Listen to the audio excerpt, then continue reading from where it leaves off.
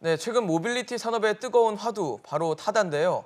택시업계는 이를 두고 공유경제, 신사업이 아니라 기존 사업을 잠식하는 불법이라고 맞서고 있습니다. 네, 오늘은 손바닥 경제에서는 타다 1심 판결 결과와 공유경제 미래에 대해서 알아보도록 하겠습니다. 정철진 평론가입니다. 어서 오세요. 어서 오십시오.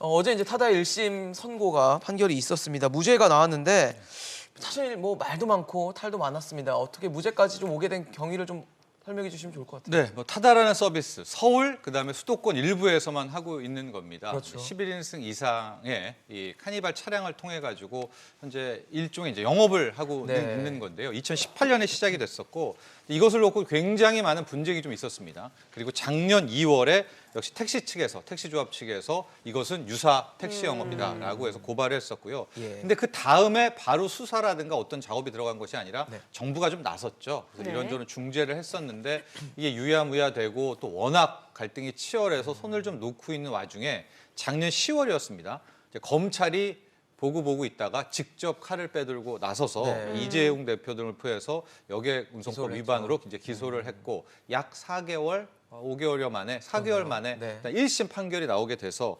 결과적으로 어제 정말로 많은 이제 코로나19가 있기는 네네. 하지만 네네. 관심이 좀 집중이 됐었는데 1심 재판부는 지금 현재 타다가 하고 있는 이 운송 서비스가 법을 위반한 것이 아니다라는 무죄 판결을 내렸습니다.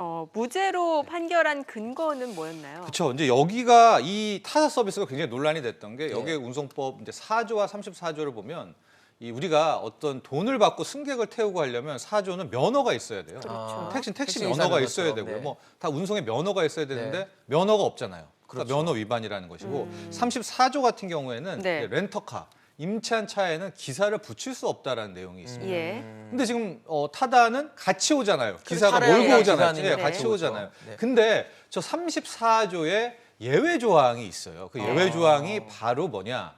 11인에서 15인승까지의 승합차 같은 경우에는 네. 렌터카라고 할지언도 기사를 알선할 수 있다. 즉 그렇죠. 기사가 같이 와서 할 수가 있다라는 예외 조항이었는데 그 예외 조항은 실은 이제 외국인 관광객들을 위해서 당시 저 여객 운송법 나왔을 때 예외 조항을 둔 것이었었거든요. 단체로 네. 오니까 이제 뭐 11승이나 15승 타니까. 그렇죠. 34조 18조에 있는 예외 조항이 저겁니다. 그러네요. 외국이나 장애인 뭐 등등등이 있을 때 운전자 알선을 허용하는 하고 타다는 바로 저것을 그렇죠. 파고 겨냥한 거네요. 겨냥한 네. 건데 1심 재판부는 타다가 저 예외 조항을 어긴 것이 아니다라고 표현을 했고 네. 임대차 계약을 썼는데 이게 뭐냐면 현재 타다의 이용객은 렌터카와 기사가 합친 그 서비스를 주문한 일종의 임대차 서비스를 뭐 초단기 임대 뭐 예, 이런 거군요. 초단기 임대를 받은 아. 것이지 그것이 결코 택시 영업은 아니다라는 이제 판단을 했습니다. 음. 또 하나 이제 검찰이 얘기한 것도 이거는 막 거리에 따라서 과금되고 이런 패턴이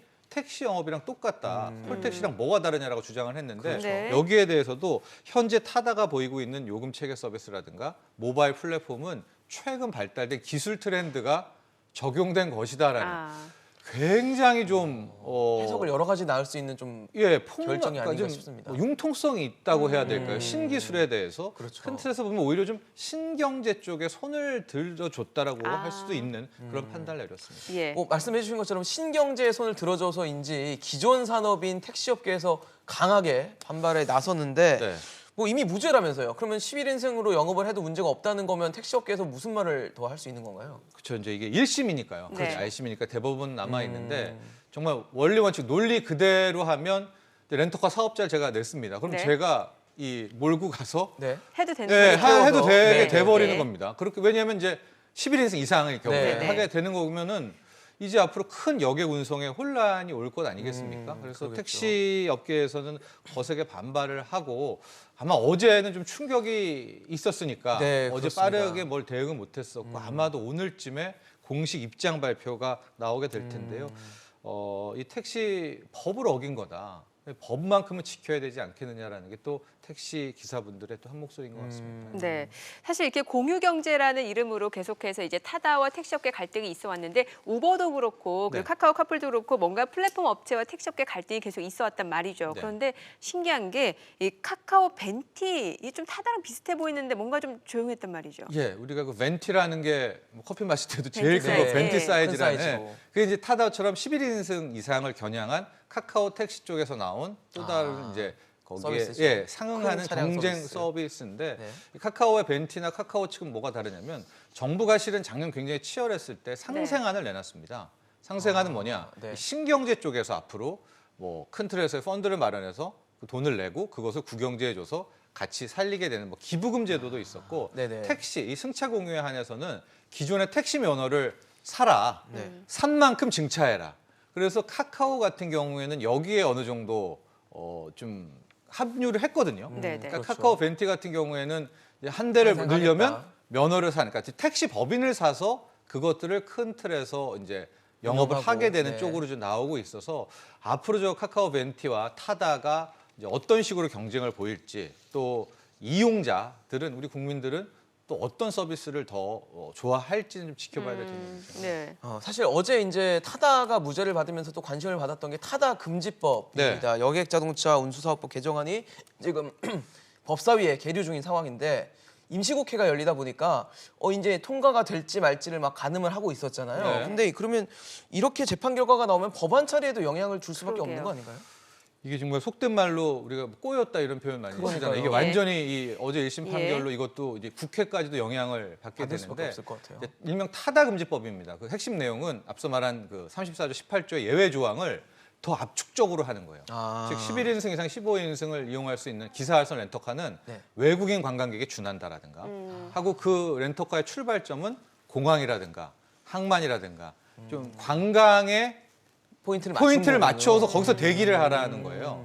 그러면 타다는 못하죠. 타다는 그렇겠네요. 돌아다니다가 콜을 받는 거거든요. 그러니까 그 내용을 완전히 확실히 찍어서 이번에 이제 2월 임시국회 통과시키려고 했는데 네. 왜 문제가 좀 꼬였냐면 1심 판결이 무죄를 내렸잖아요. 네네. 근데 이 사법부에서 무죄를 내린 거를 물론 최종심은 아니지만 그렇죠. 그렇죠. 국회가 버젓이 보고 이거를 그대로 이거 또 이거 추진을 추진한다는 한다는 것도 네. 그런데 또 그렇다고 포기하기도 그런 것이 4월 15일에는 총선이 있단 있죠. 말이죠. 네. 그런데 여기서 국회가 그러면은 택시 타다 기사님들이- 타다 금지법 안 할래 이럴 수도 없고요. 그렇죠. 그럼 이제 2월 금지법이 뭘 하려고 하더라도 지금 코로나19가 또 굉장히 큰데 여기서 막 이게 붐업될 수도 없고요. 그렇네요. 이래저래 국회 쪽도 지금 굉장히 혼란스러운 혼돈의 도가 된 것 같습니다. 그럼 정부 정책이 앞으로 어떤 식으로 방향을 잡을 거라고 보세요?